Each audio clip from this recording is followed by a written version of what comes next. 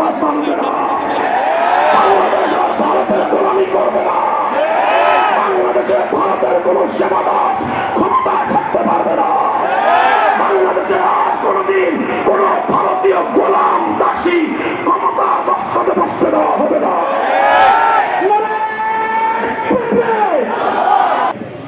এই বীজ বৃক্ষ শুধু ডাল ছেড়ে মরবে না। গাছের ডাল থাকলে গাছ মরে না, আরো তাজা হবে।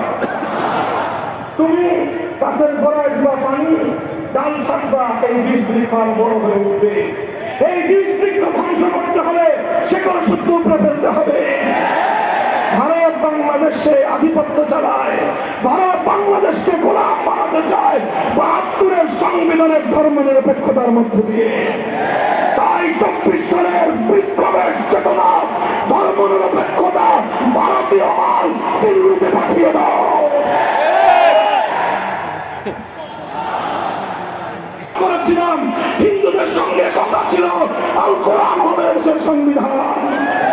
এই ভাগ ছিল মুসলমানদের ভাগ, এ ভাগে কথা ছিল আইন চলবে একমাত্র কার।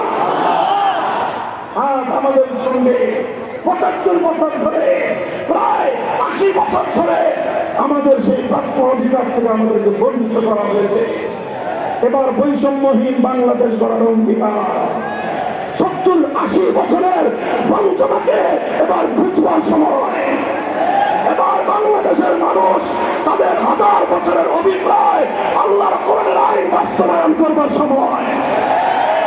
এই জন্য সংবিধান সংস্কারের যে আওয়াজ, এখানে আমাদের পরিষ্কার প্রস্তাবনা হলো এই সংবিধানে আজ এমন একটা ধারা সংযুক্ত করতে হবে, যেই ধারার মূল কথা হবে এদেশে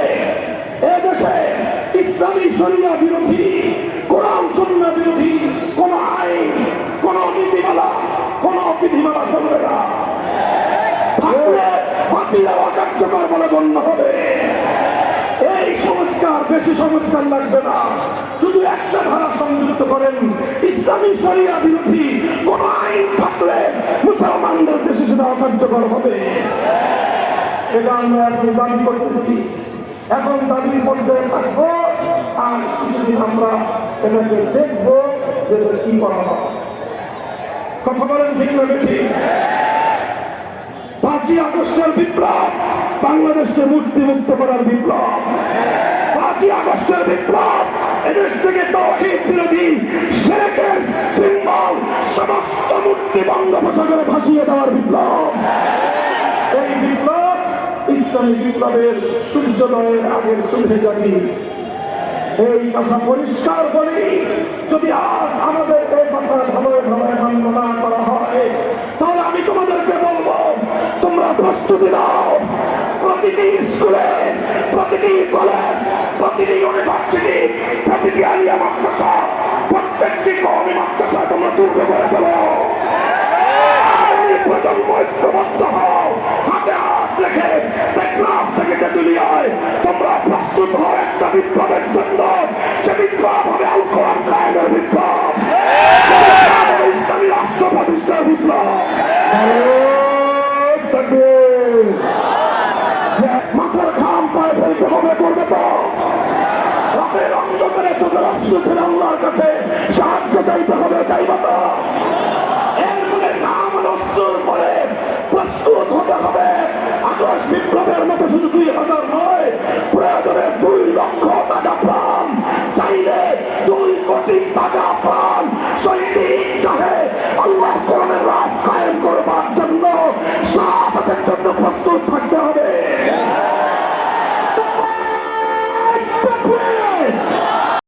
শুধু কথার কথা, মিশামিশি কথা, সত্য অঙ্গীকার, ওয়াদা করো হাত তুলে খোদার কাছে।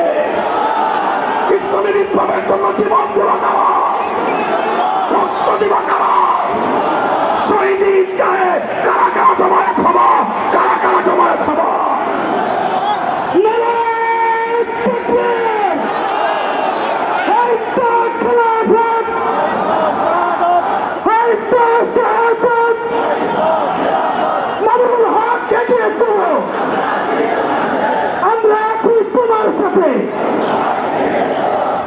সকল খুঁটিনাটি ভেদাভেদ, সকল ফুরুই ইখতিলাফ, সেই সকল মূল বিষয় আছে সেগুলো বাদ দিয়ে সাধারণ এবং ছোটখাটো মতবিরোধগুলোকে ঘরের ভিতরে আলোচনার টেবিলে সমাধান করুন।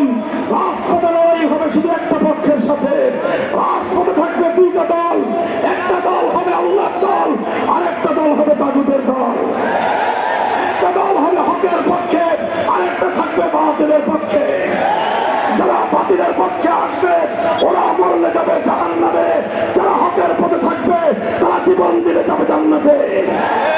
সেই জান্নাতে যাওয়ার জন্য যদি আমি আর আপনি প্রস্তুত থাকতে পারি, ইনশাআল্লাহ আগামীর বাংলাদেশ হবে ইসলামের বাংলাদেশ, এবং সেটা আমরা আমাদের জীবন দেখে যেতে পারবো। আল্লাহ পাক কবুল করেন, তৌফিক দান করেন। আলহামদুলিল্লাহি রাব্বিল আলামিন। আসসালামু আলাইকুম ওয়া রাহমাতুল্লাহ। সুবহানাল্লাহি ওয়া বিহামদিহি, সুবহানাকা আল্লাহুম্মা ওয়া বিহামদিকা, আশহাদু আল লা ইলাহা ইল্লা আনতা, আস্তাগফিরুকা ওয়া আতুবু ইলাইক। ইয়া হাইয়্যু ইয়া কাইয়্যুম, বিরহমাতিকা নাস্তাগীথ, আসলিহ লানা